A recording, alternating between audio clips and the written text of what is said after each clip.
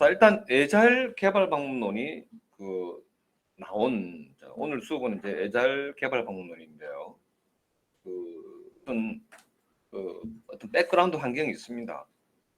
자, 이제 전통적 프로젝트에서 이제 벗어나게라고 되는데 여기 보면 업무 범위와 그리고 이제 일정 비용은 일단은 반드시 지켜야 되는가. 자, 이걸 지켜야 된다는 게 사실은 이제 상당히 지켜내야 된다는 게 그 전통적 그 프로젝트에서 이제 우리가 사고하는 방법입니다. 자, 근데 제가 이제 이쪽에서 이제 좀 좋은 내용이 하나 있어서 그 부분만 딱 제가 복사를 해놨는데 보세요. 프로젝트가 그 초기에 설정한 업무 범위, 우리가 개발 그 범위를 말하는 거죠. 이걸 도메인이라 그러지 이제. 프로블럼, 도메인 영역 이걸 이렇게 얘기하죠.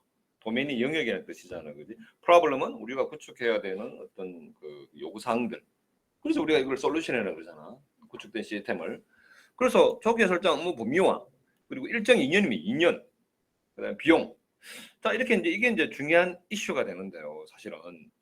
그럼 이걸 모두 다 지켰어요. 근데 나중에 보니까 이제 만들었는데 별로 가치가 없는 제품을 만들거나 조직에서 아무도 사용을 안 해요. 자, 이게 이제 이 일정과 업무 범위만 지켰대. 그러니까 업무 범위를 지켰는데 어떻게 해서 이제 별 가치가 없을 수가 있느냐 이렇게 싶겠지만요. 아무튼 업무 범위와 거기 들어가는 기능, 일정, 비용을 다 준수했는데 조직에서 아무도 사용 안 하고 아무도 마음에 안 들어 해요. 이게 과연 성공한 프로젝트인가? 반대로 고객의 만족도나 시장 반응은 너무 좋아요. 너무 뜨거워. 그렇지만 초기에 설정한 일정이나 일정 그리고 이제 업무 범위도 들어갈게요. 업무 범위 비용을 지키지 못했다면은 과연 그러면 이만큼이나 그런 거 좋아하는데 말입니다. 이 프로젝트는 실패한 것인가? 자, 이게 이제 요거는 이제 어떤 답은 이제 아까 전에 전통적 개발 공론에서 추구하는 거고요. 자, 얘보다는 자, 프로젝트의 일정과 업무 범위, 비용도 물론 중요합니다. 이제 뭐 처음에 뭐 고객과 이렇게 협의를 했는데 비용이 10억 든다 했는데 나중에 그냥 뭐 100억 내라라 그러면 그건 말이 안 되잖아요, 그죠? 그렇지만 우리 어느 정도는 이제 합리적인 어떤 상식 부분에서 이 비용도 뭐 10억이라 그러는데 한 12억 들었어요. 일정도 1년이라 그러는데 뭐 한 1년 한 2, 3개월, 3, 4개월 들었어요. 업무 범위는 막 한 100이야. 이만큼 다 해달라는 거야. 한 100을 해달라는데 내가 실제 이제 완성한 거는 한 60이야. 실제 이제 이거는 옛날 그 전동적 개발원에서 이건 실패했다고 봅니다. 그런데 지금 현재 그 어떤 그 현재 우리가 우리 아주 빠르게 그러니까 전동적 개발원에서는 90년 같으면요 업무가 이렇게 막 빠르게 변화가 되지 않잖아요. 그때는 90년은 인터넷도 이렇게 활성화되어 있지 않고 사람들이 이렇게 이제 어떤 여러 가지 이제 뭐 많은 어떤 그 매스미디어에 이렇게 노출되지 않은 그런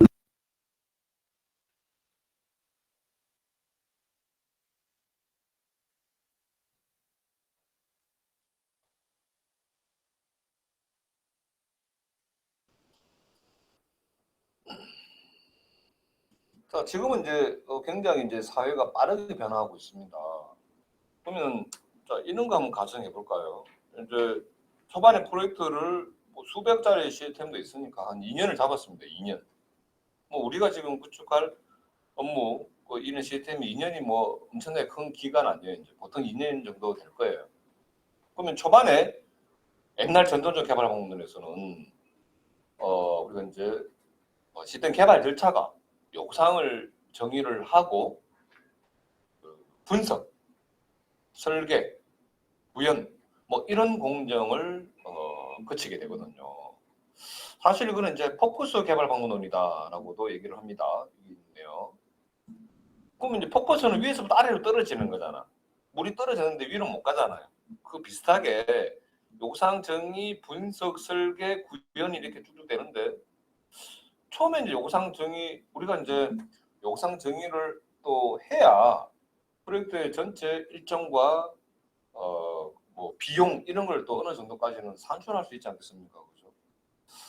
자, 그런데 초반에 시스템 전문가가 아닌 어떤 고객들로부터 우리가 요구사항을 듣고 사용자 요구사항을 듣고 우리는 시스템 요구사항 정의서를 또 작성하고 요구사항 목록들을 우리가 정의를 할 거다 이 말입니다.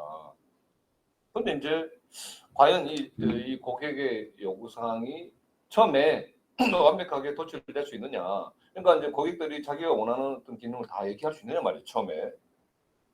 근데 이런 불완전한 이 요구사항을 이용해서 이제 우리가 프로젝트 일정이나 뭐 비용을 산출하는데 처음에는 아주 개략적인 요구사항이 나오겠죠. 근데 전년 개발 공론에서는 이걸 가지고 이제 개발이 들어갑니다. 분석, 설계, 구현. 뭐 이렇게 해서 한 마지막에 이제 2년이라면 마지막 뭐 한 1년 뭐 이상 해가지고 막 이렇게 구현해가지고 이제 이 구현될 때 이제 어떻게 돼요? 이제 고객들이 이제 처음에는 뭐 어떤 돌아가는 시스템을 못 보는 거죠.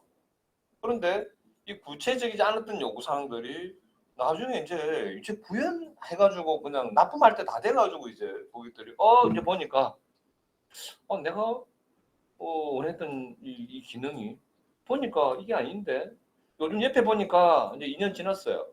옆집에 보니까 옆에 회사 보니까 이런 것도 쓰고 이 기능을 이렇게 하니까 더 이제 좋던데 나 이게 더 좋은데 아마 다 바뀔 거예요. 너무 많이 바뀔 거야. 그치? 핸드폰도 그냥 여러분들 난 사실 6개월만 지나면 미치버리겠더라고. 빨리 새거 바꾸고 싶어요. 옆에 그 사람이 들고 다니는 거 보면 너무 좋아 보이고. 비슷하게 이제 우리의 시스템도 이걸 사용하는 어떤 그 고객들도 마찬가지입니다. 그럼 이쯤 되면 이제 내가 만들어주는 게 다 마음에 안 들어 사실은.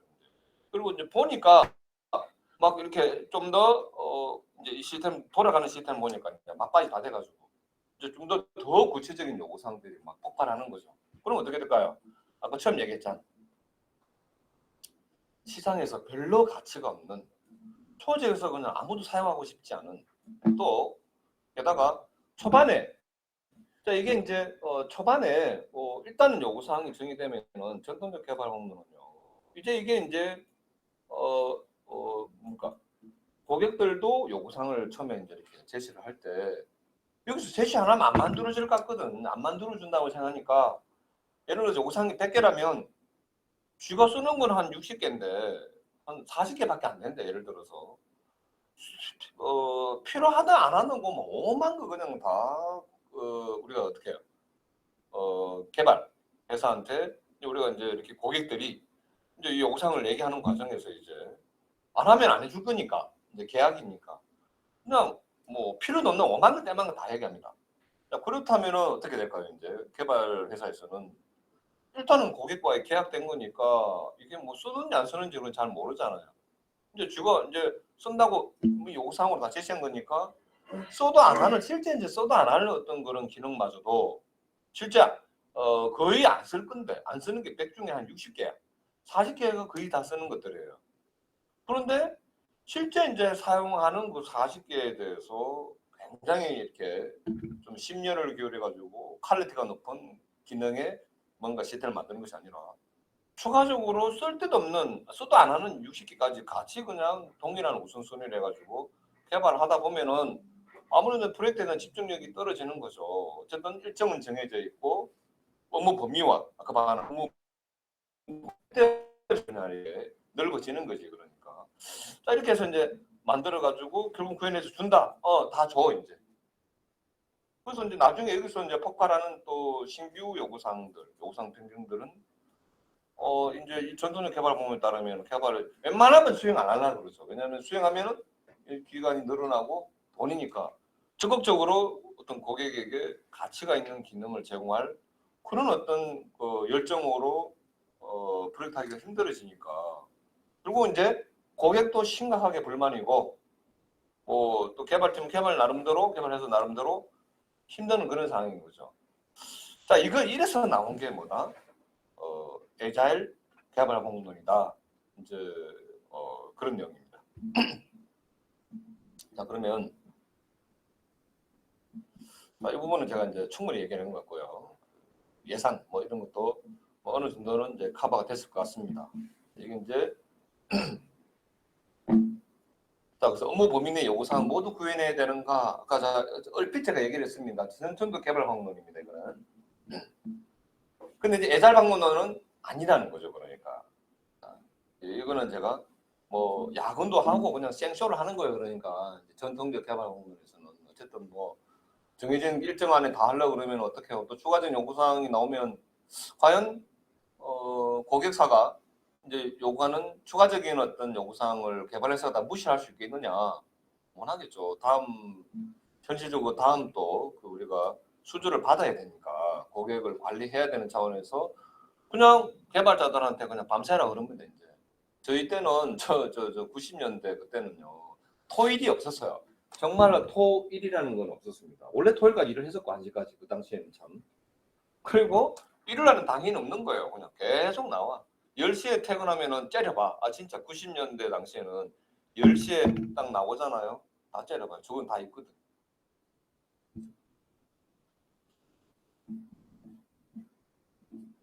과연 이게 이제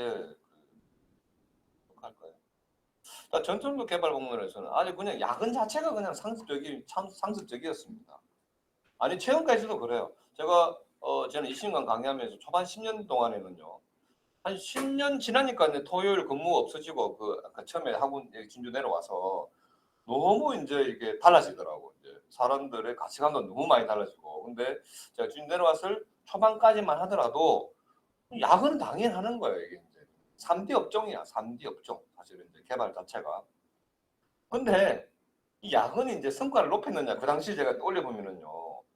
저는 돌아가시겠는 거죠. 왜? 내가 딱 보니까 이제 요구사항 정의 분석 설계면 요구사항 정의를 할 때 그 고객과 만나가지고 그 기간이 꽤 길어. 그럼 열심히 그 요구사항을 정의하면 되는데 놀아요. 안 해. 그 팀장이 요구사항을 이렇게 정의하는 방법을 몰라.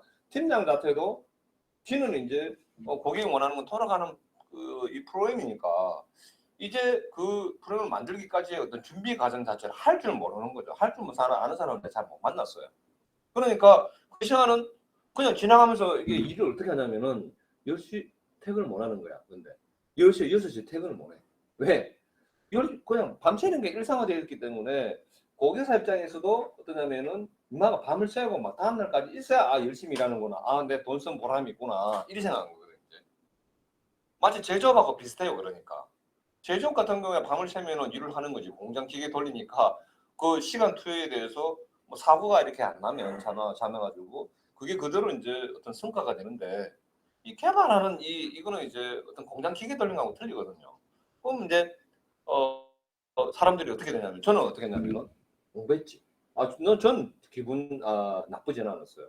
왜? 야근하는 동안 야근하면 밥 주지. 어차피 집에 가서 공부하나. 남아서 12시까지 공부하나.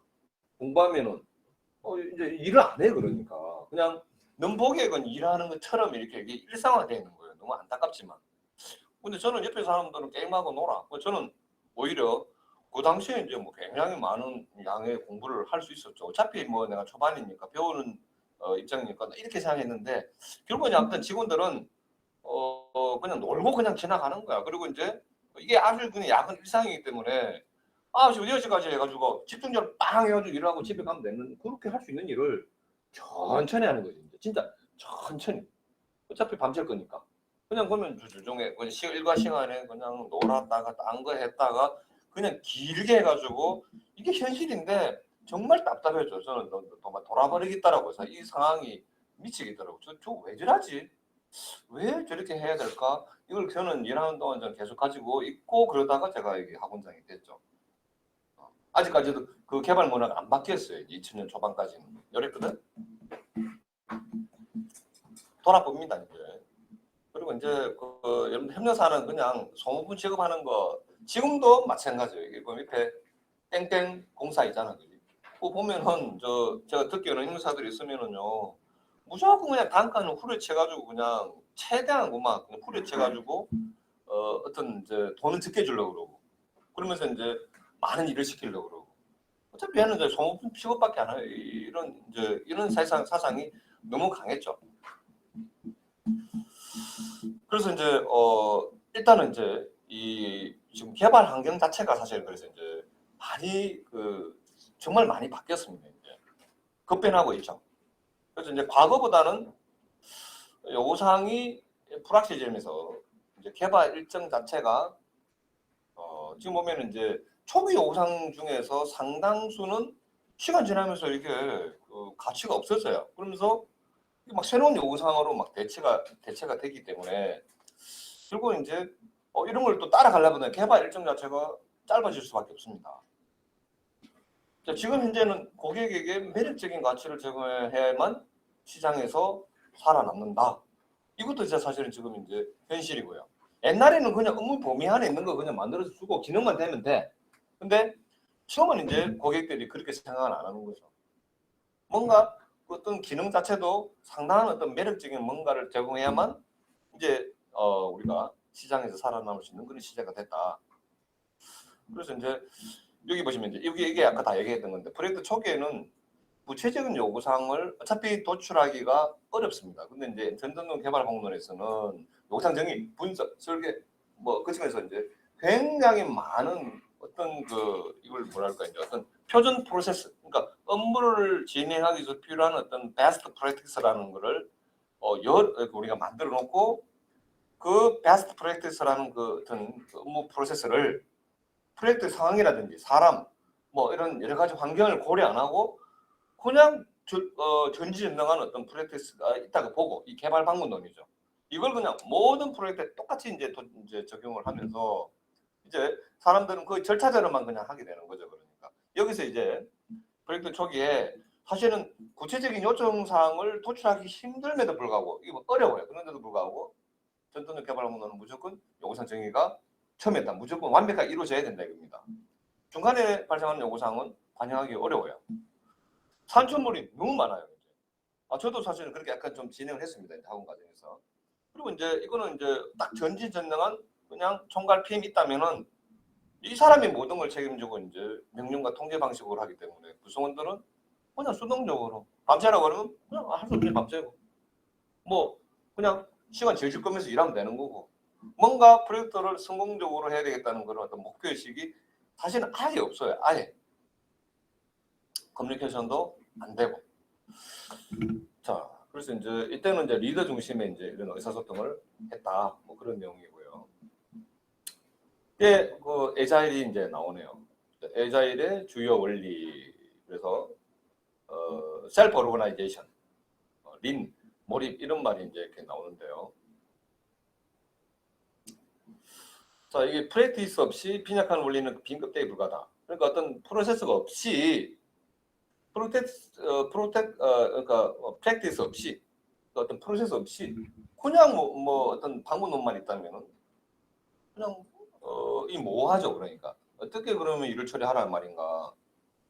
근데 또 원리를 이해 못하고 그냥 수행되는.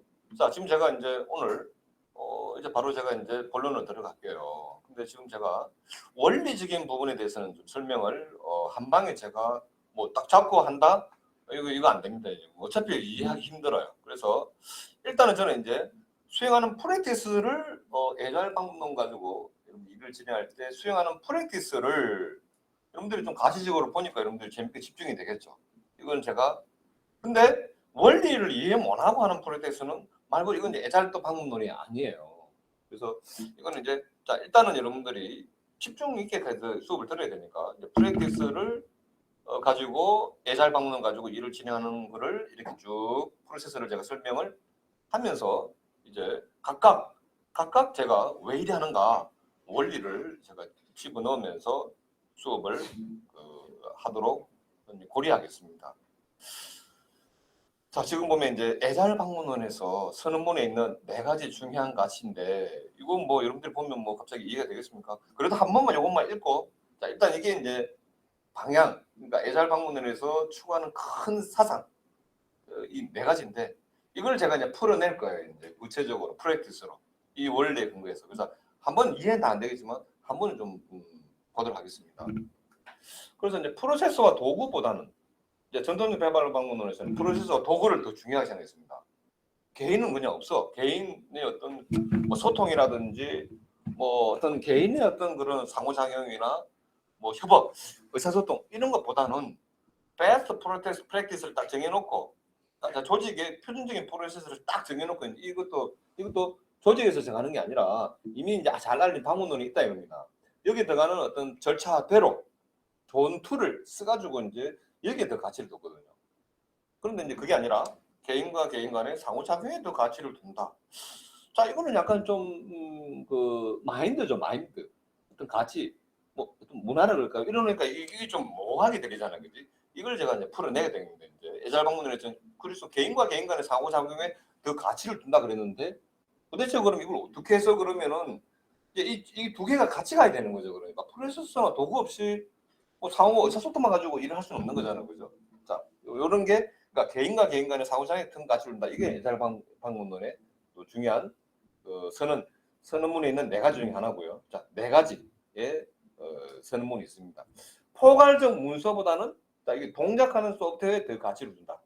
자, 그러니까 뭘 자꾸 문서를 보도 안 하는 문서를 갖다가 나중에 개발자가 보면은 개발하는 시간보다 이게 특이한 거죠. 아, 저도 경험한 거야. 개발 시간이 더 많이 걸려야 되는데 보도 안 하는 개발자는 왜 문서를 작성하는지는 몰라. 뭐 까라면 까니까 그냥 하니까 하고 있는 거예요.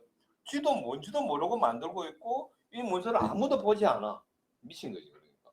이렇게 했었어요. 그래서 이것보다는 동작하는 소프트웨어에 더 가치를 둔다. 이게 이제 애잘방문론이 추가하는 큰 내용이고요. 그 다음에 아까 그랬잖아. 계약 협상보다는 아까 뭐 업무 범위와 일정 뭐 비용을 딱 정해놨다면은 무조건 이 계약대로 그냥 무조건 해 이게 아니라 실제 이제 고객과 협력해서 이제 그 고객에게 실제로 이제 가치를 더 많이 제공하는 그런 시스템을 만들 수 있도록 이거거든요. 그럼 이게 이제 고객과 이 개발회사 간에 신뢰가 없이는 안 되겠죠. 그지? 예, 그렇잖아요. 예를 들어서 지금 100을 갖다 하려고 그랬는데 개발회사가 아니다. 그건 너한테 가치가 안 된다. 그럼 그냥 사실 이것만 하면 돼.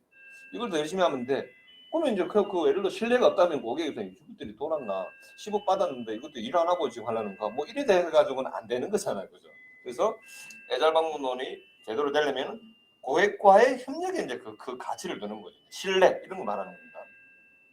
자, 계획을 무조건 따르기보다는 일정을 수행하면서 이제 여러 가지 이제 변경 가능성이 너무 많이 생긴다 이 말이죠. 워낙 빠르게 변하니까.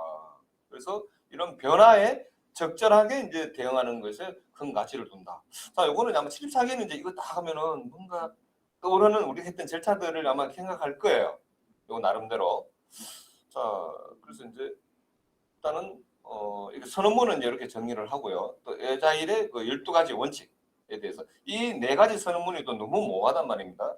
다시 이걸 더 구체화시키는 12가지 원칙까지만 제가 딱 하고 그걸 잡아놓고 일단은 잡아놓고 이제 구체적으로 어떤 프로세스 애자일 방문을 가지고 수행하는 프로세스나 툴 뭐 이런 걸 가지고 구체적으로 제가 수업을 할게요. 이제 이렇게 일단 이게 있다는 걸 알아야 이제 이걸 풀어내는 것도 여러분들이 이제 알 수 있을 거 아닙니까? 이 지도는 우리 뭐 한번 보고 가자고. 시간 할게요.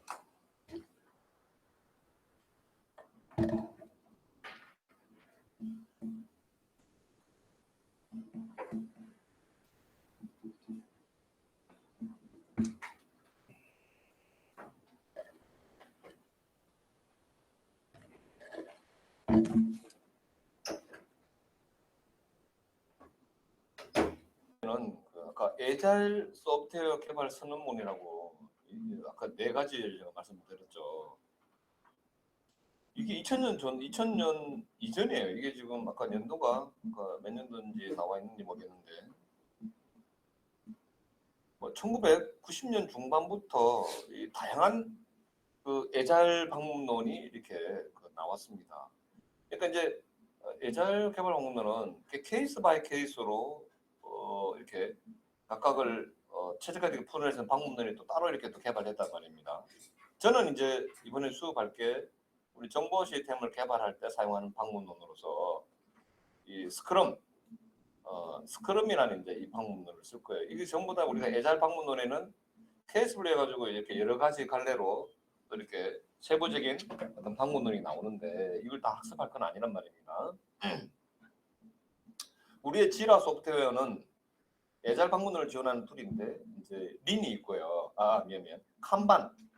칸반과 스크럼 그 다음에 이제 그 버그 오류를 우리가 주로 이렇게 추적하고 해결하기 위한 또 이렇게 이제 또 이렇게 이제 그 어떤 표준 템플릿을 제공한다는 말입니다. 오늘 나중에 에자일 아트리션 사이트 들어가면은 이제 프로젝트를 만들면은 스크럼을 할래요, 뭐 칸반을 할래요, 아까 버그 오류 뭐 어떤 목적의 그 프로젝트를 진행할 겁니까? 그래서 저희는 이제 이 스크럼 방법론을 선택할 건데 얘가 뭐다? 지금 저희가 수업하고 있는 에자일 방법론의 그 여러 지류 중에 하나나 이 말입니다. 뭐 지라 소프트웨어에서는 스크럼만 제공하니까 아무래도 우리는 이제 정보 시스템 개발 목적이기 때문에 뭐 얘만 해도 뭐 충분하다 그런 생각이 듭니다. 아까 네 가지 이제 얘기했는데 이제 얘가 이제 또 너무 또 이렇게 좀 구체적이지 못하니까 바로 또 약간 네 가지 그이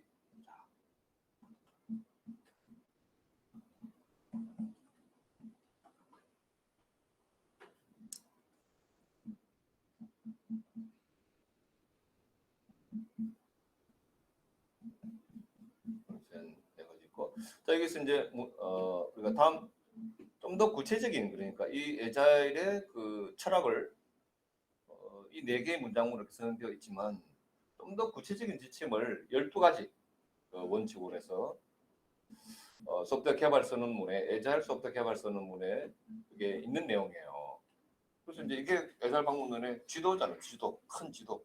지금은 여러분 다 이해 못하겠지만 이걸 다 우리가 이제 실무적으로 그러니까 이 각각의 원칙들을 바로 에자일 방법론에 하나하나 적용해서 할 것이기 때문에 이걸 일단은 한 번에 이해하려고 그러지 마시고 이 지도 있다라는 개념으로 한번 그냥 확인만 넘어가겠습니다. 뭐냐면 소프트웨어 개발을 이제 수행하는 뭐 용어로 되어 있습니다. 최우선 목표는 빠르고 에자일, 빠르고 지속적으로 가치 있는 그러니까 한 방에 하는 것이 아니라 지속적으로 가치 있는 소프트웨어를 전달하여 고객을 만족시키는 것이다. 이게 이제 첫 번째 지침으로 선언이 되어 있습니다. 제우선 목표가 뭐다? 일단 빨리 그리고 지속적으로 또 가치가 있는 문서가 아니라 이 소프트웨어를 전달하면 고객은 만족할 수 있겠죠. 두 번째, 에자일 프로세스는 고객의 경쟁력을 위해서라면 비록 개발 후반부일지라도 요구사항 변경을 반영해 주는 게 아니라 아예 환영한다 이 말입니다. 이제 환영한다. 이게 이제 두 번째 지침. 세 번째는 그래서 이제 아까 이 두 개하고도 연결되는 놈이에요.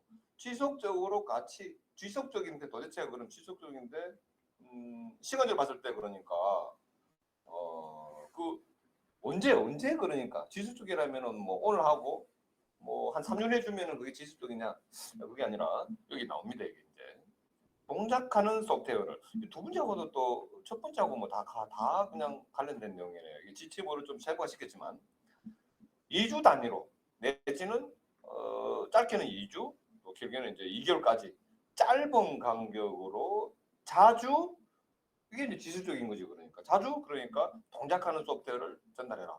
이게 이제 뭐냐면은요. 그 에자일 방문론에서는 오늘 지라 소프트웨어를 제가 잠깐 열어볼까요? 이제 좀 보여주면서 할게. 좀 지겹죠, 그죠?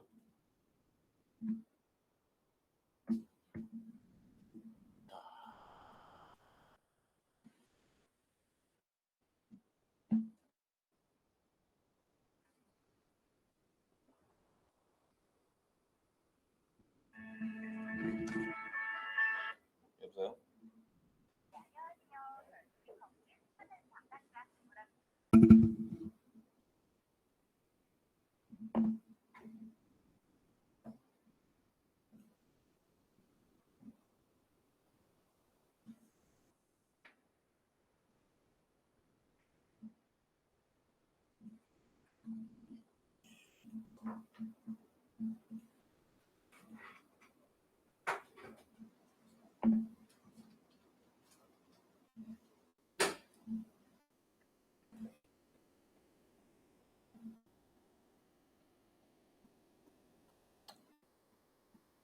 자, 여러분들도 이제 아틀란시안 다 회원 가입했죠, 그죠? 자, 여기 아틀란시안 지라 소프트웨어 들어오면 우리 앞에 기수들이요.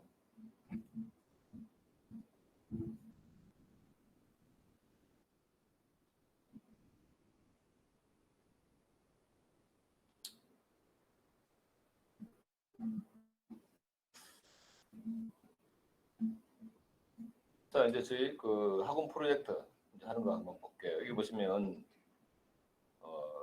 이제 여기 진입사기 인사팀에서 이제 인사급여 서비스라는 프로젝트를 진행한다.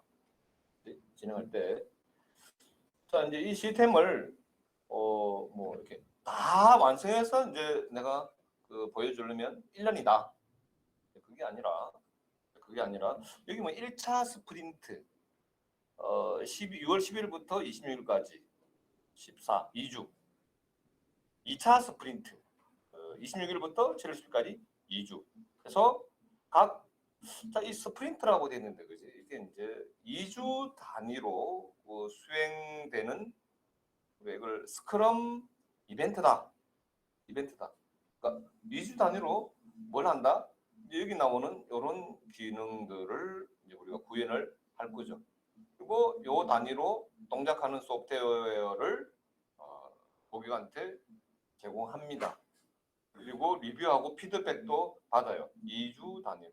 자, 그래서 여기 보시면 이제 여기 있는 그 지침이 여러분들은 좀 약간 추상적인데 절대 추상적이지 않게 저희가 한다 이 말입니다. 그래야 여러분들이 이해되잖아요. 이렇게 해갖고 나눠비고 우리는 이렇게 이제 해서 2주 단위로 막 동작하는 시스템도 만들고 다 완벽하게 이제 저희가 이 방문원들을 진행을 다 할 거거든요. 그럼 이제 구체적으로 이해가 되죠.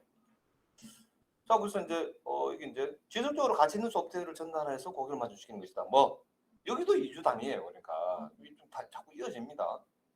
개발 후반부라도 요구사항의 변경을 반영한다는데 우리는 개발 후반부가 아니라, 자, 이게 이제 우리가 전체 요구사항이 여기에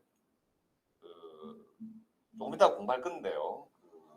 자, 프로덕트 백로그라 그래서 우리들의 요구사항들이 전부 다 이렇게 도출이 됩니다.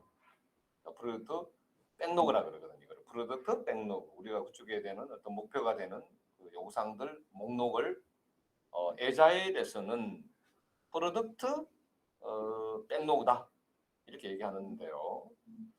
언제 2주 단위로, 그러니까 이 프로젝트 백로그에 대해서 2주 단위로 이렇게 진행이 되는데, 이 과정에서 2주 단위로 지속적으로 요구사항 정의, 분석, 설계가 계속 이루어집니다. 항상 요구사항이 2주 단위로 계속 반영될 수 있는 거예요. 그러니까 끊임없이. 자, 이게 이제 에자일로 우리가 적용을 한 거고요. 자, 2주 얘기 나왔으니까 좀 넘어가겠습니다. 요구사항을 내는 고객과 개발자는 전체 프로젝트에서 매일 함께 일을 해야 된다. 자, 그래서 이제 여기 좀 정리하는 게 있는데, 이걸 이제 프로덕트 오너라 그래요. 이제 우리가 참여하는 그 사람들에 대한 멤버 중에 우리가 프로덕트 오너라는 사람이 있습니다. 여기다 적을까요? 여기다 적어보지 마. 프로덕트 오너. 이 사람이 이제 우리가 자코리아에도 보면 PO라고 검색하면 나옵니다. 프로덕트 오너. 이게 이제 제품 책임자 뭐 이렇게 얘기할 수 있을 것 같은데, 오너 뭔 말이냐면 이 사람은요 이제 우리가 이제 에잘 방문으로 우리가 프로젝트를 한다면 개발팀이 있을 거 아닙니까? 개발팀이 있으면 개발팀도 있고 팀원도 있고 프로덕트 오너도 있고. 그럼 프로덕트 오너가 하는 거는 뭐냐면 우리가 개발해야 될 그 요구사항들 요구사항 목록, 이걸 이제 이 사람이 책임지고 확정해 주는 사람이에요. 그리고 이제 2주 단위로 계속 프로젝트 이렇게 동작하는 소프트웨어를 만들어낼 거거든요. 계속 기능을. 그럼 거기에 대해서 이제 보고 그러니까 이제 리뷰도 하고 검토도 하고 그다음에 이제 오케이, 잘했네. 자, 우리가 원하는 어떤 이 요구사항을 다 완료를 했네. 이거에 대한 제품에 대한 어떤 완료의 정의다. drone of definition이라고 그러는데, definition of drone. 이걸 하는 사람이 이 사람입니다. 이 사람은 그러니까 프로젝트 초반부터 끝까지 계속 가는 거예요. 그러니까 이 사람이. 자, 그래서 여기서는 이제 이 사람을 뭐 우리가 이제 고객이라고 할 수 있겠죠. 고객 개발자는 전체 고객들 전부 다 데리고 하지는 뭐 예를 들어서 여기 LH 공사에 뭐 직원이 한 1,000명인데 1,000명 다 데리고 하는 건 아니다는 거죠. 자, 이 대표, 자, 이 옥상에 대한 이 고객에 대한 그 대표, 이 책임지는 사람을 프로젝트 오너. 자, 이제 그 애잘 방문론에서는요. 자, 프로젝트 동기가 부여된 개인들 중심으로 프로젝트를 구성하고 이들에게 필요한 환경을 지원하고 일을 잘 끝낼 수 있도록 신뢰하라. 자, 이제 프로젝트 참여자를 이제 결정할 때 저희는요 여기 보시면은 애자일에서는 뭐가 있냐면 팀 이렇게 들어가면요 팀 만들기도 있고요. 자, 팀 만들기도 있고. 자, 이제 여기 이제 이 팀이 있다. 그럼 이제 이 팀에 대해서 이제 이 팀원들을 여기 이렇게 이제 우리가 초대를 할 건데 이걸 뭐 지 마음대로 막 하는 것이 아니라 실제 이제 팀원이 있으면 이제 자기가 하고 싶은 일을 해야 제일 능률이 좋잖아요. 하기도 싫은데 막 그냥 확 불러가지고 그냥 여기다가 집어넣고 하는 그렇게 하는 것이 아니라 그래서 이 지라 소프트웨어에서는 이제 이렇게 팀을 만드는 그 기능도 있는데 이때 어떻게 해라? 최대한 그러니까 이 동기가 부여되어 있는 그 팀원들을 위주로 해서 프로젝트를 구성하라 이 말입니다. 이것도 좀 이해가 되시겠죠? 이건 다 뭐다? 요거는 좀 추상적인 내용이죠. 그러니까 동기부여 이런 내용들이. 근데 이걸 이제 툴에서 뭐 이미 이제 여기서 이렇게 또 나름대로 팀을 빌딩하는 그런 또 기능도 있다 이 말입니다. 자, 이제 개발팀 내부에서 자, 6번째. 자, 이 정보를 우리가 2주 단위로 사실 어쨌든 간에 이제 2주 단위로 실제적으로 이제 그 개발이 이루어집니다. 이걸 스프린트라 그랬죠. 2주 단위로. 여기에는 영상 정의, 분석, 설계, 공정이 맨날 반복하는 거예요. 그러니까 포커스는 자, 포커스 개발 방법은요. 어떠냐면 영상 정의, 분석, 설계, 구현 이 공정 자체가 2년짜리 프로젝트다. 그러면 적절하게 이제 영상 정의 뭐 몇 개월 해서 쫙 그냥 이렇게 가버립니다. 이렇게 한 방으로 떨어져요. 한 방에 떨어지고 고객들이 시스템을 보려면 엄청나게 기다려야 됩니다. 이제 이동안에는 많은 일이고. 근데 그게 아니라 이거지. 이제 애잘 방문호는 그렇게 해서 이제 한 방에 그냥 빡 하는 것이 아니라 지속적으로 2주단 꼭 2주일 필요는 없습니다. 근데 이제 2주를 권고하더라고요. 이제 제가 봐도 2주가 좋은 것 같아요. 2주 단위가. 왜냐하면 2달 잡아버리면 영상 정의 분석 설계 이 안에서도 또 바뀔 수 있잖아요. 2주면 너무 크잖아. 너무 길어서 영상 순위가에만 자꾸 바뀔 수 있는 단위 같아요. 그래서 2주 단위가 제가 생각에는 좀 적절한 단위고 고객들이 뭡니까 관심 유발도 2주 단위로 계속 한 2달 지나버리면 어떻게 될까요? 아까 이 PO라는 사람도 지 하는 일이 있잖아. 그 회사 자체에 뭐 LH 공사다 그럼 LH 공사에서 아니 이제 PO라는 직이 뭐 우리나라가 어떤 그 직업이 없어. LH 공사가 많이 있다면 그냥 거기에 있는 업무 담당자가 이제 이 개발팀을 지원하는 거죠. 그럼 지도 지 바빠 죽겠는데 자, 이 2달마다 하면은 까먹어. 2달 동안에는 지 하나 일하다 보면은 근데 이제 2주 단위 정도는 되어야 계속해서 그냥 개발팀하고 이렇게 의사소통을 할 수도 있고 그죠? 좀 계속 관심 갈 수 있는 신경 쓰는 단위가 아닌가 하는 생각이 들어요. 그래서 2주가 좋은 것 같고 저도 해보니까 그래. 자, 근데 그 2주 단위인데 그 개발팀 내부에서 그러면 정보를 전하는 가장 효율적인 방법을 얘기했을 때 옛날에는요 그 수단을 떨어요. 아니 이거 전투적 개발 문문에서도 그럼 개발팀에 있는 개발팀 내에서 서로 얘기 안 하느냐 얘기해요.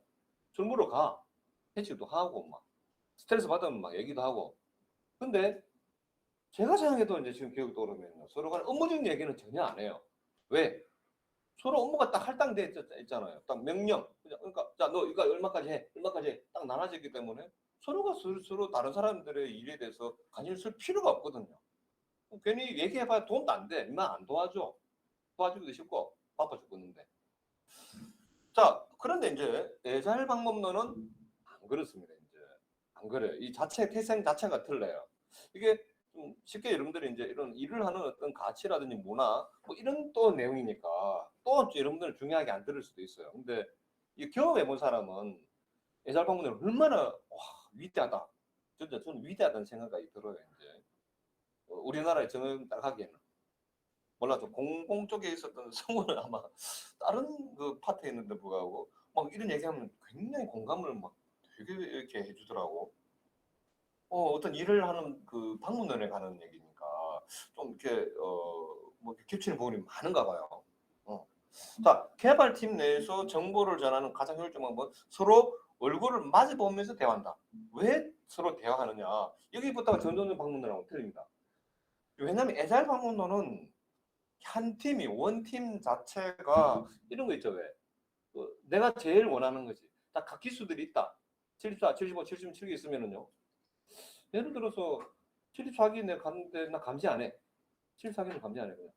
근데 오늘도 내가 계속 그 있기를 좋아해 또. 워낙 분위기 좋으니까 막 그냥 저도 그냥 그 가서 한 번씩 가서 있거든. 저끼리 맨날 뜨더라. 근데 막 소통을 너무 많이 해요. 근데 딱 그냥 일할 때는 그냥 떨떠먹어서 이렇게 또 막 이렇게 엄청나게 집중해가지고 또 저희가 하고. 그러니까 다시 말하면 알아서 하거든. 알아서 저거 그 예를 들어서 저거 이제 기술이 9명 있는데 9명이 누가 몇 명을 한다든지 내가 몇 명을 하든지 그게 아니라 나는 어떻게 진행한다는 것만 내가 잘 알려주면은 저들끼리 막 물어보고 도와가면서 뭐 안 되는 부분이 있으면은 지가 아니니까 난 몰라 이게 아니라 같이 이렇게 해결하고 막 이렇게 돌아가거든요. 사실 이게 이제 애잘 방문 몰라 쟤네들이 애잘 방문해서 그런 건 아닌 것 같은데 이게 이제 애잘 방문해서 원하는 팀입니다. 이제 이거 알아서 돌아가는 거 누가 명령하는 게 아니고 이걸 이제 셀프 오르거나이제이션 뭐 팀이다. 그러니까 스스로 그러니까 이제 자기 조직화됐다 뭐 이런 얘기를 하더라고요. 자기 조직화됐다. 누가 조직을 이걸 돌아가는데 누가 막 짜가지고 이렇게 돌아가는 것이 아니고 알아서 그러니까. 그래서 이런 팀들은 이렇게 이제 만약에 되려면은 자, 더 이제 효율성을 높이려면은요. 그러니까 팀원들이 도대체 전마가 뭘 하는지 이게 내하고 무관한 게 아니거든. 우리의 팀의 목표를 달성하려면 전마도 나도 성공해야 돼. 그러면 팀의 한 10명이라면은 자, 이렇게 우리 애잘 방문론에서는요. 자, 이걸 제가 또 한번 보여 드릴게요. 자, 이걸 또 그냥 하는 것이 아니라 애잘 이또 아탈라시안 이마도 또 대단한 놈들입니다. 자, 이렇게 저는 이제 이 툴을 지금 사용을 하는 거거든요. 또 제가 이 툴을 쓰는 거예요. 또 어디 갔어? 스페이스를 제가 이렇게 이제 하나 클릭을 해보면 이게 이제 회의록이 있어요. 회의록. 애잘 방법론에서 지라 컴플런스를 쓰라. 여기다 갖다 놔라. 그런 건 없어요. 하지만 여기 보면 이제 데일리 스크럼 미팅을 해라 라고 애잘 방문론에서는 이제 제시를 합니다. 제시를 해요. 하나의 어떤 프로세스, 프랙티스로. 그럼 여기 이제 뭘 있습니까? 6월 14일. 자, 어제 내가 뭘 했으며, 오늘 내가 뭘 했으며, 뭐 맨날 문의점이 있는 건 아니겠죠. 맨날 문의점 없나? 나는 맨날 문의점이 없네. 문의점 진짜 없어서 없는 거야. 뭐 없을 수도 있겠죠. 뭐 이제 프로젝트를 지금 3번째 하니까 이미 다 해결돼가지고 그래서 어제 한 일. 자, 서로 팀원들이 모여가지고 서로가 매우 빠르게 해요. 그래서 이제 이거 데일리 우리가 이제 스크럼 미팅 회의다. 그러니까 데일리 스탠드업 스크럼 미팅 회의다. 이렇게 얘기합니다. 데일리 매일매일 스탠드업 일 나눠주고 앉아있으면 시간 오래 하잖아요. 그래서 데일리 스탠드업 스크럼 미팅이다라고 하는데 이게 이제 매일 단위로 그냥 한 5분 정도 짧게 어제 뭐 했냐 이게 이제 여기는 이제 회계를 하는 것이 아니라 협업의 동기화 뭐 이런 얘기를 하고 협업의 동기화 무슨 말이냐면 팀이 있는데 누가 뭘 하는지 모르고 있는 것이 아니라 이제 어제 하루 단위로 계속해서 이렇게 이제 서로 뭘 하는지 뭐가 문제인지 이렇게 이제 확인하고 이제 문제점이 있다면 이제 이걸 갖다 해결하기 위한 또 미팅을 해야 되겠죠. 이때는 그냥 협업의 동기화. 자, 요거 자 이제 애잘 방문론에서 개발팀 내부에서 정보를 전하는 가장 효율적인 부분 서로가 얼굴을 마주보면서 대화하는 것이다. 어느 단위로? 메일 단위로. 이제 이 부분을 좀 어느 정도 이 지침을 우리가 이제 실제 이제 어떤 프로세서로 프랙티스로 이제 우리가 적용해야 되는데 이때 이제 애잘 방문에서 이제 나오는 게 데일리, 스탠드업, 스크럼, 미팅 웨이에 대해서 이제 뒤에 나올 거예요. 자, 그래서 이 지침이 지금 다 지도예요. 지도. 우리가 지금 애잘 방문을 진행하는 그냥 이렇게 존재하는 것이 아니고 자 그냥 팍 넘어갈 수 있는데 그럼 여러분 너무 재미없을 것 같아서 제가 이렇게 말씀드립니다. 작동하는 소프트웨어는 진척의 주된 척도다. 그러니까 어떤 문서가 아니라 동작하는 소프트웨어가 우리가 진척의 주된 척도다. 이게 어느 단위로? 2주 단위로 계속 이렇게 만들어지는 거죠. 자, 2주 단위를 뭐라고 했습니까? 스프린트. 이제 스프린트 나중에 영어로 인크리먼트가 정분이라는 뜻이잖아. 스프린트 인크리먼트가 정분의 뜻인데 자 이때 이제 애잘 방문에서의 산출물을 뭐라 그런다? 스프린트 인크리먼트라고 얘기합니다. 그러니까 스프린트 아주 계속 이게 모여가지고 다 완성해서 팍 납품하는 것이 아니라 2주 단위로 계속 이제 동작하는 이 기능들이 모이고 계속 정분해서 이제 우리가 어떤 시스템을 완성하는 거죠. 그다음에 애잘 프로세스는 지속 가능한 개발을 장려하며 지속 가능한 그러니까 막 이거 뭐 계속 야근시켜버리고 이거는 지속 가능한 개발이 아니잖아요. 그죠? 정말로 합리적으로 지속 가능한 개발을 장려하면서 스폰서나 개발자, 사용자는 일정한 개발 속도를 계속 비슷한 얘기가 나옵니다. 그치? 일정한 개발 속도라는 게 뭐야? 2주 단위로 계속해서 이제 이게 돌아가도록. 그러려면은 막 야근시키고 이러면은 안 되겠죠. 이게 리듬이 깨져버리겠죠. 그죠? 리듬이 깨져버립니다. 자, 그다음에 기술적 탁월성과 좋은 설계에다가 계속 설계 갖는 지속적인 관심이 민첩성을 높인다. 그래서 이제 이런 우리가 고객은 개발팀이 무조건 간에 막 계속 긁어내는 게 아니라 또 기술적인 어떤 탁월성과 좋은 설계에도 계속 관심을 가질 수 있도록 좀 해라. 이 말이죠. 이런 걸 지원해야 된다 이 말입니다. 이제 그다음에 하지 않을 일을 양을 최대화하라 이 말이죠. 하지 않을 일을 그러니까 해야 되는 일은 해야 되는데 하지 않을 일을 계속 할 필요는 없잖아요. 그죠? 하지 않아도 되는 양을 최대화시켜서 단순하게 해라. 이 말이죠. 그래서 저도 이제 옛날에 한 15년 동안 제가 쭉 하던 거 뭐 이제 수업 시간에 한 번씩 제가 보여드리지만요. 상당 부분을 제가 생각해도 필요 없어. 사실은 필요 없다고 생각하는 부분들을 과감하게 다 버렸어요. 안 하도록 이제 했다 이 말입니다. 지금 뭐 옛날로 보자면은 뭐 여기 보면은 뭐 요구사항 정해서가 있고 뭐 이것도 쭉 뭐 이렇게 만들고요. 또 뭐 이제 요즘에서 뭐 매트릭스 만들고 모델 만들고 명세서 막 쫙쫙 해서 이제 이거 다 만들었거든. 근데 솔직하게 생각해서 이제 이게 필요 없었다라는 것도 많았었거든요, 솔직히. 근데 그런 부분들은 과감하게 다 없애버렸습니다. 이제 싹 다 없애버렸어요. 최고의 아키텍처 요구사항 설계는 셀프 오르가나이제이션 팀에서 나온다. 아까 이건 제가 얘기했습니다. 자기 조직화된 팀이다. 이 말이 뭐냐면은 아까 전에 팀원 구성도 그래서 동기가 부여되는 어떤 팀원들이 모여야 될 것이고 하고 싶은 사람들 목표에 대해 그 팀의 목표에 대해서 그리고 누가 시켜서 하는 게 아니라 자기 주도적으로 자기가 하고 싶은 원하는 기능들을 이렇게 구현할 수 있도록 자 그래서 이제 이런 팀에서 상반한다. 이제 11번 이것도 매우 중요하고요. 그래서 그럼 이렇게 하기 위해서 어떻게 하느냐? 어떻게 그러면 이제 조직을 구성해서 어떻게 프로젝트를 진행해야 자기 조직화된 팀이 또 조직화 그렇게 알아서 그러니까 일을 할 수 있도록 되겠느냐? 이렇게 되게 만들어야 될 거 아니에요, 그죠? 일을 진행하는 방법론도. 그래서 이제 이런 것도 알아야 될 수 있고, 정기적으로 어떤 방법이 팀에 더 효율적일지 숙고해서 이에 따라 팀의 행동, 를 조율할 수 있다. 이게 무슨 말이냐면요. 전통적 개발 방법론에서는 어떤 프로젝트를 수행하기 위한 표준적인 어떤 프로세스가 있었습니다. 표준 프로세스. 전지전능한 표준 프로세스가 있다 생각하는 거죠. 자, 그래서 이 표준 프로세스를 예를 들어서 아니면 예를 들어서 이제 삼성 전자하고 저 뭘까? 진주에 있는 LH 공사라고 얘기해 볼까? 이 공사. 자, 그러면 삼성전자에서 매우 혁신적인 어떤 그 일을 처리하는 어떤 표준 프로세서가 있다면 얘가 기업 문화도 다르고, 그지? 약간 LH 공사는 좀 약간 관료 약간 그런 집단이잖아요, 그죠?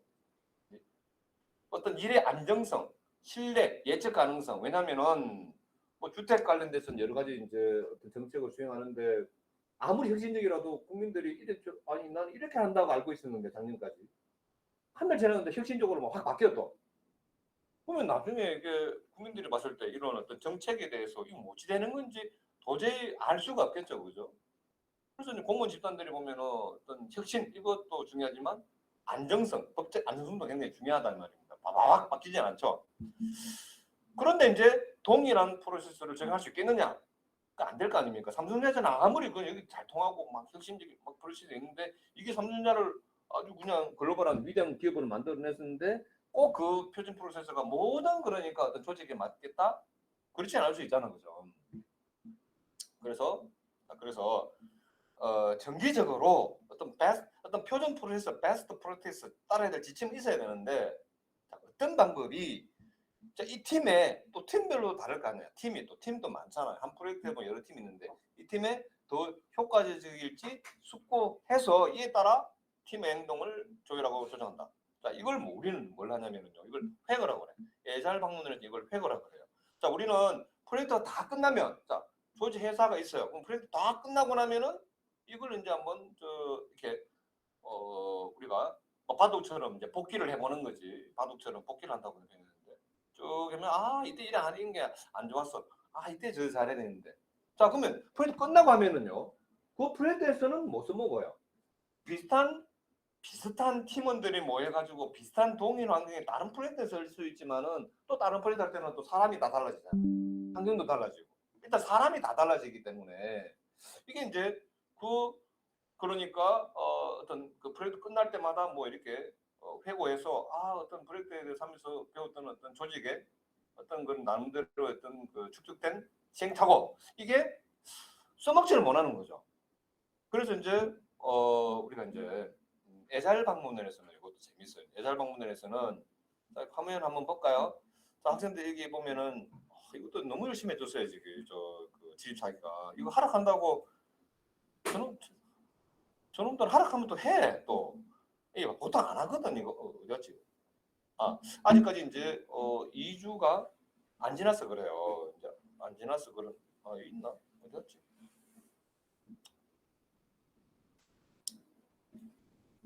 자 이제 그 앞에 이제 옛날에 했던 거 제가 볼게요. 옛날에 그 보면은 지금 2차 때 보면은 제가 여기 딱 보면은 회의록에 보면은 데일리 스크럼 회의도 있고요. 그다음에 그 회고록이라 그래서 이 보시면은요. 이제 스프린트 끝날 때마다 자, 이 기간 동안에 그러니까 우리가 이제 어떤 표준 프로세스를 적용한다 이 말입니다. 2주 단위에도 나름은 요구사항 정의 분석 설계가 있잖아요. 그죠? 그런 요구사항을 일단 요구사항을 어떤 기능 만드는 요구사항 정의하고 분석하고 설계해서 구현이라는 과정을 거치는데 이제 이 프로세스를 적용을 하면서 첫 번째 스프린트 적용하면서 이게 사람도 다르고 환경도 틀리고 다 틀리기 때문에 이게 완벽하게 이제 이 팀이 또 틀리잖아요, 그지? 그럼 우리가 해보니까 이런 게 좀 안 좋았다, 골치 아팠다, 뭐가 성공적이었는가, 뭐가 실패적이었는가.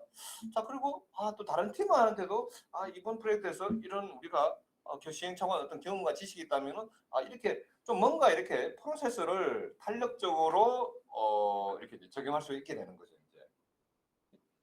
자, 그래서 이거를 이제 우리가 스프린트 회고라고 그래요. 회고. 그래서 자, 이것도 뭐다? 이제 지금 74기 수업할 때 이제 1부터 10위까지 원칙에 할 때는 이렇게 제가 예를 안 들었는데 아마 지금 이제 74기는 뭐 너무 쉽게 이해가 잘 되겠죠. 자, 이게 이제 12가지 원칙 중에 있는 거였구나.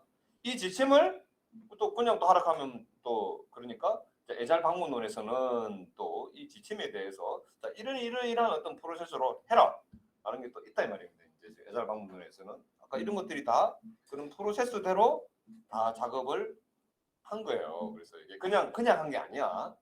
자, 이런 걸 이제 저희가 여러분들이 이제 학습을 할 거고요. 프로젝트는 자, 복잡 적응계다. 컴플렉스 어답티브 시스템이다. 이게 또 이제 무슨 말이냐면 이게 복잡계 이론이라는 게 이제 에라잘 방문의 이론적 근거라고 합니다. 이게 이제 이게 이제 뭔지는 몰라도 지금 현재 컴플렉스 어댑티브 시스템이다. 복잡 어댑티브 적응 시스템이다. 라고 하는데 이게 무슨 말이냐면요. 우리의 자연현상도 지금 가만 보면은 봐봐.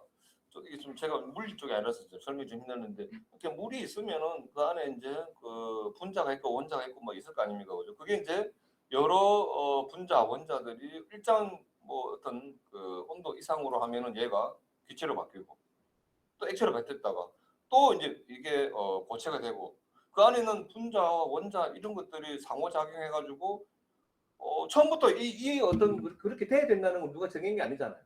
인마들이 뭐 해가지고 나름대로 이제 서로가 반응하고 소통하고 결합해서 나름 이루는 어떤 일정한 어떤 패턴의 어떤 자연의 어떤 원칙 뭐라 그럴까 이런 현상들이 생겼다 이거지 이제 이런 것들이 그럼 우리의 시스템도 사람도 틀리고 환경도 틀리고 프로젝트 내용도 틀리잖아요. 그럼 이것들이 또 상호작용을 해가지고 마치 자연현상처럼 물리현상처럼 이 자체가 이제 예측하기 힘든다는 거지. 그러니까 이 자체를 아니 이게 이제 이걸 마치 이 프로젝트마다 다 틀리는데 기존의 전통적 개발하면은 아예 이제 어떤 표준 프로세스를 딱 정해놓고 야 무조건 다 따라 이게 그냥 가장 전지전능한 방법이니까 모든 프로젝트 내용 상관없이 사람 상관없이 일정 상관없이 비용 상관없이 너희들이 절대로 그냥 이건 따라야 될 일이야 라고 이렇게 했단 말입니다. 이렇게 그 전지전능한 프로젝트 관리자가 그냥 그 밑에 있는 팀원들은 그냥 거기 안에 들어가는 소모품이고 그냥 그런 식으로 했는데 이 가능하냐 이거지. 이게 그래서 이제 여기 보시면은요 여기 나오네요. 이 표준 프로세서대로 출력이 근데 애잘 개발 항목은 방금 내가 얘기했던 거예요. 그러니까 어떤 인풋이 있으면 학습하면서 이제 계속해서 이제 어떤 표준 프로세서가 아니라 이걸 이제 각 조직이나 팀에 맞게 이제 적절하게 이걸 테일러링이라고 하더라고. 테일러링 이게 안 나오나. 그래서 이제 우리의 그 환경에 맞게 적응해가는 과정을 거친다 이거죠. 그래서 가장 최적화된 어떤 프로세스를 찾아내는 거지 학습. 아까 이 부분이죠. 그래서 이 부분이야. 그러니까 우리가 나름은 우리 조직에서 어떤 표준적인 프로세스는 있어야 되죠. 우리가 이제 어떤 지도 역할을 할 수 있는 프로세스가 있는데 이게 이제 우리의 팀에 적응해 보니까 2주 단위로 계속 해 보니까 이런 어떤 우리가 이제 이런 만족했던 것도 있고 이래 하면 안 될 것인데 이게 프로젝트 다 끝나고 하면 우리 프로젝트는 적용할 수 없잖아요. 이걸 SR에서는 2주 단위로 계속해서 이제 회고를 하면서 이걸 회고라 그래요. 그래서 계속 학습하면서 경험하면서 발전해 나가겠다 이거죠. 근데 이때 이제 프로세스를 막 전혀 없는 걸 새로 만드는 것이 아니라 어떤 표준 프로세스는 있고 이걸 적용하는 과정에서의 어떤 문제점을 즉시 바로 2주 단위로 해가지고 학습해서 가장 최적의 프로세스를 찾아내겠다. 그래서 이 대목을 저는 진짜 위대하다. 이제 개발 방문론 하면서 여러분들 패턴도 배우고 다 했는데요. MVC 패턴이고 뭐고 다 했지만 일을 진행하는 방법론을 이런 식으로 체계화시켰어. 이거 제 머리로는 꼭 나오기 힘든 이제 내용이거든요. 근데 이런 방문론을 배우게 되면 그 방문론을 따라서 하면은 또 그것도 그 내용을 느껴야지 또 지가 또 느껴야 되지. 그냥 읽기만 하고 알아서 이래 하면 되는 하라니까 막 반성하고 왜 하는지 그걸 이게 이렇게 했을 때 업무적인 어떤 절차를 굉장히 이제 어떻게 가슴 깊게 할 수 있는 방법인데 이걸 느끼면서 해야 되지. 그냥 원장이 하락하니까 하는 거하고 또 다르겠죠. 자, 그래서 지금 질4위 같은 경우에는 봐봐. 나름은 몰라 이 양이라든지 안에 있는 내용을 보면 정말 좀 그렇게 하려고 이걸 이용해서 최대한 그러면 이제 스프린트 기간 동안에 2주 동안에 이렇게 하면 더 빨랐을 텐데 좀 더 좋았을 텐데 라는 거를 계속해서 이제 이렇게 하면서 했고 이제 지금 자기가 지금 세 번째 지금 프로젝트가 들어가자는 거죠. 아마 세 번째 하면은 몰라 뭐 이것들이 또 이거 복구해가지고 확 갖다 붙일지는 모르겠는데 나름은 이제 또 저것들이 이제 팀원들이 딱 같은 팀으로 계속해서 하니까 사실은 이제 꽤 많이 또 저가 이제 느끼고 배운 게 있으니까 동일한 실수는 안 하고 그냥 이게 또 같은 내용이 있지는 않을 수 확률이 높죠. 그래서 아마 세 번째 프로젝트에는 이게 좀 다소 모르는 사람들 봤을 때 부실할 수 있다라는 생각. 이제 그러니까 인사팀이면 다음 물리팀 다음 회계. 그러니까 프로젝트 달라지니까 나올 수 있는 어떤 회고적인 부분이 있을지 몰라도 어떤 프로세스적인 부분에서는 조금은 안정이 되지 않았을까? 왜냐하면 팀이 안 바뀌었으니까 업무만 바뀐 상황이라는 거죠. 원장도 안 바뀌었고. 자, 뭐 그런 내용입니다. 재밌지 않아요? 자, 이게 이제 그래서 이 프로젝트가 자체가 아까 말한 아주 복잡계 시스템과 똑같더라 이거지. 이게 이제 팀하고 업무하고 내용하고 비용하고 다 모든 게 다 달라 다 다른 상황에서 이게 이제 나올 수 있는 뭔가 또 이게 이제 이 복잡한 상호작용으로 뭔가 나온 특성과 현상들이 있을 텐데 이 팀에 그지 이걸 인정을 하고 이제 배워나가면서 적응하겠다 이런 얘기를 잘 넘어가겠습니다. 자기 조직화된 팀은 제가 아까도 말씀을 드렸죠. 자기 조직화된 팀. 자, 이거는 진짜 정말 한마디로 얘기하자면은 알아서 하는 거. 알아서 이 팀이 있으면은 누가 뭘 어떻게 하는 것이 아니라 저길 알아가지고 그냥 상호 협력해가지고 이게 솔직히 이제 가장 베스트한 그 전통적 방문원에서도 저기 이런 회사 다니는 친구들은 우리 부장 얘기하잖아. 내가 쓰면 안 돼 이거 좀 알아서 좀 일해라. 알아서 제발 알아서 안 뭐라 해도 그지. 근데 사실은 그렇게 되려면은 그 부서장 자체부터가 평소에 그런 명령하고 하면 안 되죠. 그러니까 정말 알아서 낼 수 있는 환경을 만들어줘야 되는데 자 이걸 어떻게 할 것인지 이것도 저희가 여러분들이 이제 프로젝트를 진행하면서 이제 제가 이렇게 뭐 나름은 이제 저는 이제 리드를 하는 거죠. 명령하는 것이 아니고. 그래서 자기 조직화된 팀은 저끼리 알아서 잘 얘기 다 한단 말입니다. 그냥 팀끼리도 그냥 이렇게 커뮤니케이션 자체가 뭐 안에서 그리고 저끼리도 뭐 이렇게 수직한 게 아니에요. 전통적인 거는 리더끼리 하고 여기서 이렇게 팀원끼리 직접 상명 하단 저끼리 얘기 안 해. 저끼리는 뭐 그냥 회식하자 이런 얘기는 하겠지만 자 여기까지 해서 이제 자 여기까지 해서 일단은요 그 애잘 방법론이 나오게 된 그 배경 그다음에 애잘 선언문에 있는 그 4개의 그 어떤 센텐스 그다음에 이걸 좀 더 구체적으로 우리가 그 적용하기 위한 12가지 프린시플 원칙에 대해서 만약에 제가 그냥 여기 있는 것만 쫙 있으면 또 이해가 잘 되지 않을 것 같아서 제가 이렇게 기존에 우리 여기 이제 구체적으로 그러면 또 진행된 내용까지 해서 설명을 드렸습니다.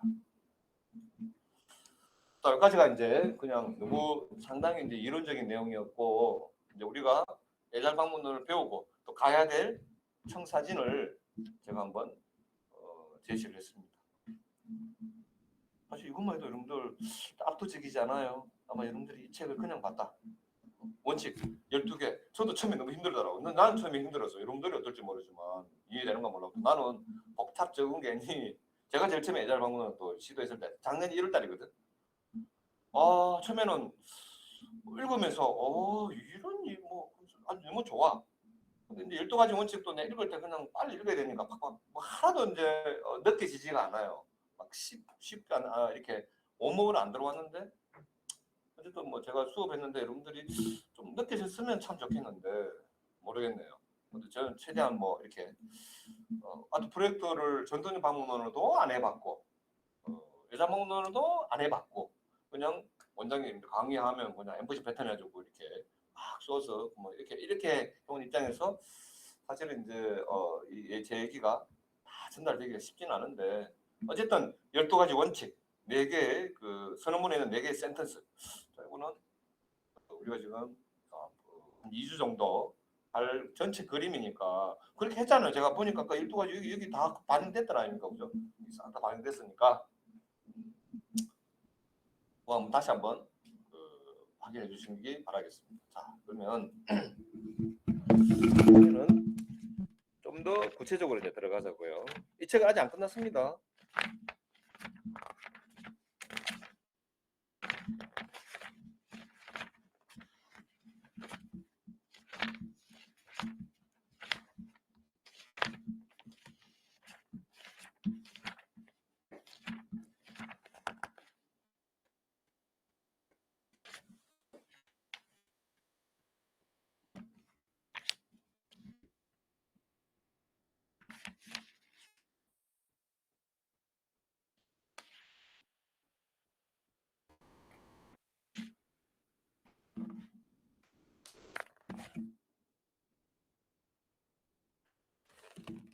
자, 이제 여기 지라 프로젝트 다른 책.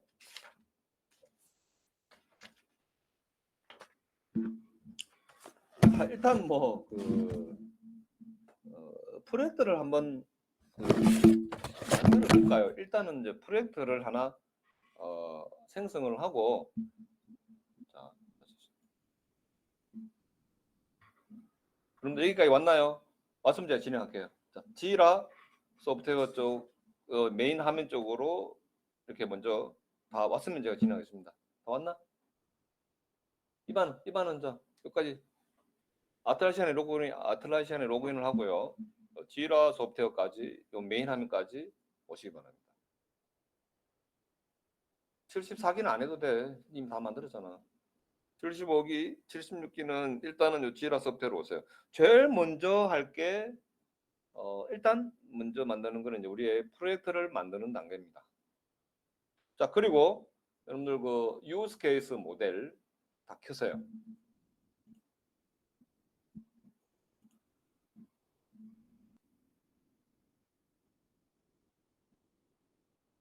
유스 케이스 모델 있죠? 이거 아무거나 이거 각자